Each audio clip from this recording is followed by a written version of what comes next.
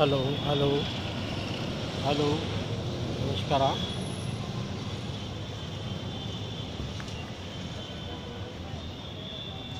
Hello hello mic testing. ನಮಸ್ಕಾರ. Hello hello. ಹಾಂ, public Kannada ದಿನಪತ್ರಿಕೆ ಬೀದರ್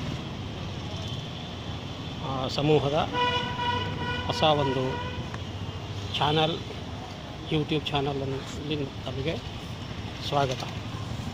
ಇದು ಒಂದು ಪ್ರಾಯೋಗಿಕ ವಿಡಿಯೋ,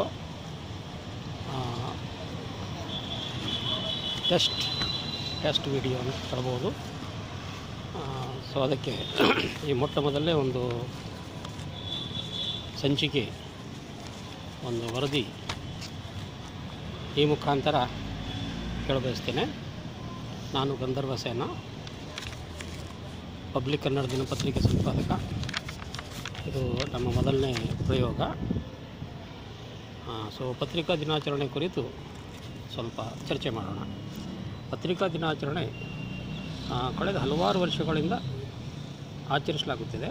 ಜುಲೈ 1ರಂದು ನಡೆಯುವ ಈ ಆಯೋಜನೆ ಸಾಮಾನ್ಯವಾಗಿ ಪತ್ರಕರ್ತರ ಸಂಘಟನೆಗಳೇ ಆಚರಿಸುತ್ತಿದ್ದವು. ಆದರೆ ಈ ವರ್ಷ ಪತ್ರಕರ್ತರ ಸಂಘಟನೆಗಳ ಹೊರತುಪಡಿಸಿ ಬೇರೆ ಬೇರೆ ಅನೇಕ ಸಂಘ ಸಂಸ್ಥೆಗಳು ಕೂಡ ಈ ಒಂದು ಆಚರಣೆ ಮಾಡಿರುವುದು ಬೀದರ್ ಜಿಲ್ಲೆಯಲ್ಲಿ ಒಂದು ವಿಶೇಷವಾದಂಥ ಸಂಗತಿ ಅಂತ ಹೇಳ್ಬೋದು. ಅದರಲ್ಲಿ ವಿಶೇಷವಾಗಿ ಏನಂತಂದರೆ ಸಾಹಿತ್ಯ ಸಂಘಟನೆಗಳು, ಕನ್ನಡ ಸಾಹಿತ್ಯ ಪರಿಷತ್ತು ಹಾಗೂ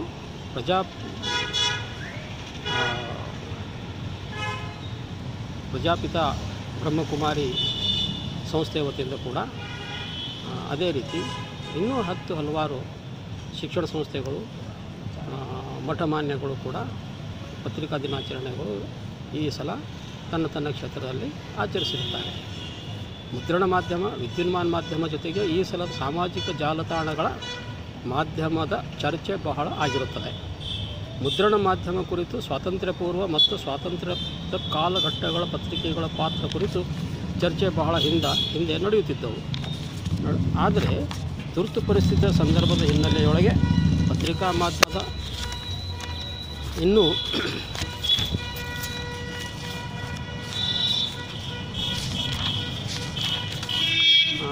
ಹೆಚ್ಚುವಂತೆ 90ರ ದಶಕದ ನಂತರ ಟಿ ವಿ ಮಾಧ್ಯಮ ಸುದ್ದಿ ಕ್ಷೇತ್ರದಲ್ಲಿ ಬಂದ ನಂತರ ಪತ್ರಿಕಾ ಸ್ವಾತಂತ್ರ್ಯ ಕುರಿತು ಇನ್ನಿಷ್ಟು ಬಲ ಸಿಕ್ಕಿದಂತಾಯಿತು. ಆದರೆ ಟಿ ವಿ ಮಾಧ್ಯಮದ ಕಾರಣದಿಂದಾಗಿ ಮುದ್ರಣ ಮಾಧ್ಯಮದ ಪ್ರಭಾವ ಸ್ವಲ್ಪ ಕಡಿಮೆ ಆಗಿದೆ ಎಂದು ಹೇಳಲಾಗುತ್ತಿತ್ತು. ಆದರೆ ಈಗ ಟಿ ವಿ ಮಾಧ್ಯಮಕ್ಕೂ ಸಡ್ಡು ಹೊಡೆದು ಸಾಮಾಜಿಕ ಜಾಲತಾಣಗಳು, ಸೋಷಿಯಲ್ ಮೀಡಿಯಾ ತುಂಬ ಪ್ರಭಾವಶಾಲಿಯಾಗಿ ಬೆಳೆಯತೊಡಗಿದೆ. ಯಾವ ಕಾಲಕ್ಕೂ ಎಲ್ಲ ಇತರೆ ಕ್ಷೇತ್ರಗಳಲ್ಲಿ ಇರುವಂತೆ ಪತ್ರಿಕಾ ರಂಗದಲ್ಲೂ ಸಹಿತ ಟೀಕೆ ಟಿಪ್ಪಣಿಗಳು, ಆರೋಪಗಳು ಬರುತ್ತಾ ಇರುತ್ತವೆ. ಹಳದಿ ಪತ್ರಿಕೋದ್ಯಮ ಎಂಬ ಟೀಕೆಗೂ ಕೆಲ ಮಾಧ್ಯಮಗಳು ಗುರಿ ಆಗಿರುವುದು ಕೇಳಿಬರುತ್ತದೆ. ಆದರೆ ಸೋಷಿಯಲ್ ಮೀಡಿಯಾಗೆ ಇನ್ನೂ ಒಂದು ಹೆಜ್ಜೆ ಮುಂದೆ ಹೋಗಿ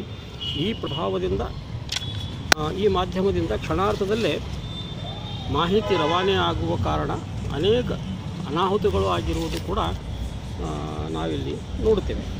ಪತ್ರಿಕಾ ಮಾಧ್ಯಮ ಟಿ ವಿ ಮಾಧ್ಯಮಕ್ಕಿಂತ ಸೋಷಿಯಲ್ ಮೀಡಿಯಾ ಹೆಚ್ಚು ಪ್ರಭಾವಶಾಲಿಯಾಗಿದೆ. ವಿಶೇಷವಾಗಿ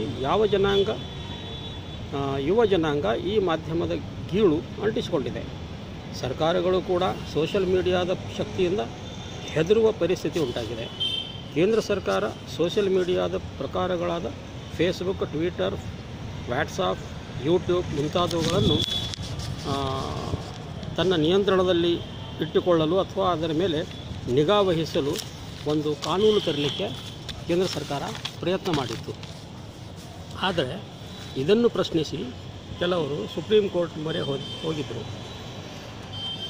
ನಿನ್ನೆ ದಿನಾಂಕ 3/8/2018 ಅದರಂದು ಸುಪ್ರೀಂ ಕೋರ್ಟ್ನಲ್ಲಿ ಈ ಕುರಿತು ವಿಚಾರಣೆ ನಡೆದು